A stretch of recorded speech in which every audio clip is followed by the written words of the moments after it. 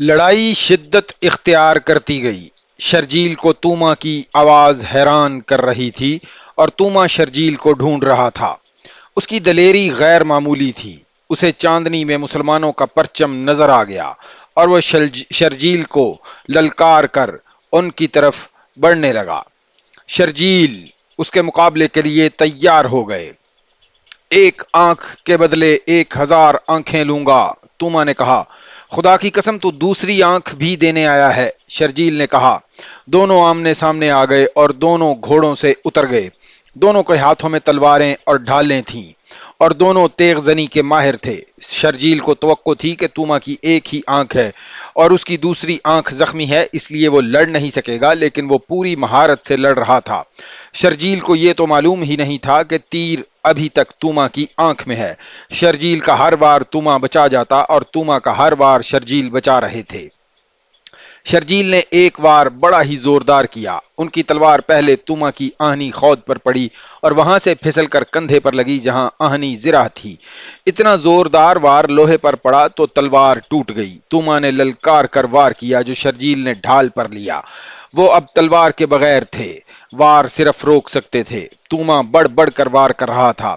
شرجیل کے دو مجاہدوں نے دیکھ لیا شرجیل تلوار کے بغیر خطرے میں ہے تو وہ شرجیل اور توما کے درمیان آ گئے۔ شرجیل نے ادھر ادھر دیکھا، وہ کسی کی تلوار ڈھونڈ رہے تھے۔ کچھ دور انہیں اپنے ایک شہید مجاہد کی لاش کے قریب اس کی تلوار پڑی نظر آئی۔ انہوں نے دوڑ کر تلوار اٹھا لی اور واپس آئے، لیکن توما وہاں نہیں تھا۔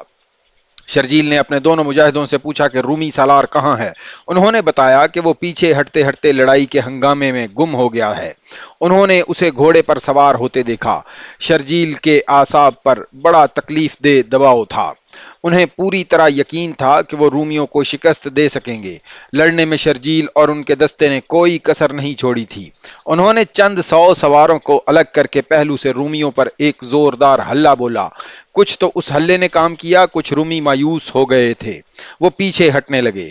رومیوں میں یہ خوبی تھی کہ وہ بے ترتیب ہو کر نہیں بھاگتے تھے بلکہ ترتیب اور تنظیم سے پیچھے ہٹتے تھے۔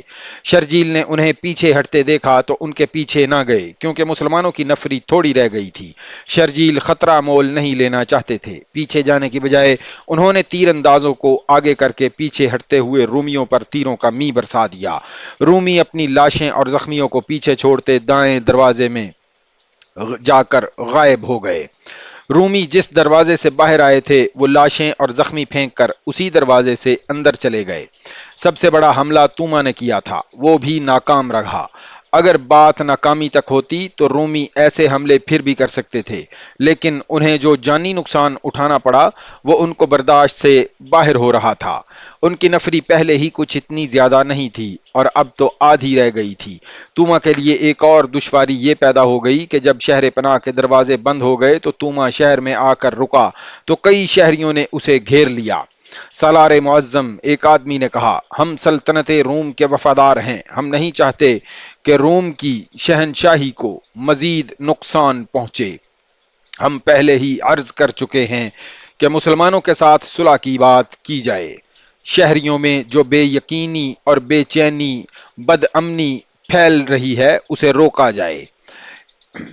ایک اور نے کہا، فوج جو نقصان اٹھا چکی ہے وہ آپ کے سامنے ہے اور آپ خود بھی زخمی ہیں۔ خطرہ یہ ہے کہ شہری جو اب نیم فاقہ کشی تک پہنچ گئے ہیں اپنی ہی فوج کے لیے نقصان کا باعث بن جائیں گے۔ توما جابر قسم کا سالار تھا، اس کی دلیری اور عزم کی پختگی میں کوئی شک نہیں تھا، لیکن اس کی حالت یہ ہو گئی تھی کہ جو شہری اس کے ساتھ بات کرتا تھا وہ اس شہری کی طرف دیکھنے لگتا تھا۔ یہ وہ توما تھا جو کسی کی بات برداشت نہیں کرتا تھا۔ اس کے چہرے کے تاثرات میں شکست صاف نظر آ رہی تھی۔ اس نے اپنی اس آنکھ پر ہاتھ رکھ لیا جس کے اندر تیر کا ایک ٹکڑا موجود تھا اور پٹی اوپر بندھی ہوئی تھی۔ صاف پتہ چلتا تھا کہ اسے یہ زخم پریشان کر رہا ہے۔ مجھے سوچنے دو، اس نے ہاری ہوئی آواز میں کہا۔ میں صلح کر لوں گا لیکن کوئی ایسی شرط نہیں مانوں گا جو روم کی شہنشاہی کی تذلیل کا باعث بنے۔ دراصل توما ذہنی طور پر شکست تسلیم کر چکا تھا۔ اس کے سامنے اب یہی ایک مسئلہ رہ گیا تھا کہ کوئی ایسی صورت پیدا ہو کہ مسلمانوں کے ساتھ باعزت سمجھوتا ہو جائے۔ مورخوں نے بیان کیا ہے کہ اسے کسی نے یہ بتایا تھا کہ مسلمانوں کے نائب سالار ابو عبیدہ نرم مزاج اور صلح جو انسان ہیں، اگر ان تک رسائی ہو جائے تو باعزت سمجھوتا ہو سکتا ہے۔ خالد کے متعلق وہ جانتا تھا کہ وہ مکمل شکست اور ہتھیار ڈالنے سے کم بات نہیں کرتے۔ توما نے اپنے مشیروں کو بلایا۔ باہر مسلمانوں کی کیفیت یہ تھی کہ ان کے حوصلے بڑھ گئے تھے اور وہ للکار رہے تھے کہ رومیوں شہر ہمارے حوالے کر دو، لیکن شہر میں داخل ہونے کا کوئی ذریعہ نظر نہیں آ رہا تھا۔ خالد نے فیصلہ کر لیا کہ مجاہدین کو ایک دو دن آرام کے لیے دے کر شہر کے دروازے توڑنے کی یا دیوار میں سرنگ لگانے کی کوشش کریں گے۔ صبح طلوع ہوئی تو اللہ نے ایک غیر مسلم کو خالد کے سامنے کھڑا کر دیا۔ یہ ایک یونانی تھا جس کا نام یونس ابن مرقس تھا۔ وہ رات کے وقت جب رومی اندر بیٹھے اپنے زخم چاٹ رہے تھے، شہر کی دیوار سے ایک رسی کے ذریعے اترا تھا۔ اس نے کہا کہ وہ ایک لڑکی کو حاصل کرنے کے لیے اپنی جان کا خطرہ مول لے کر آیا ہے۔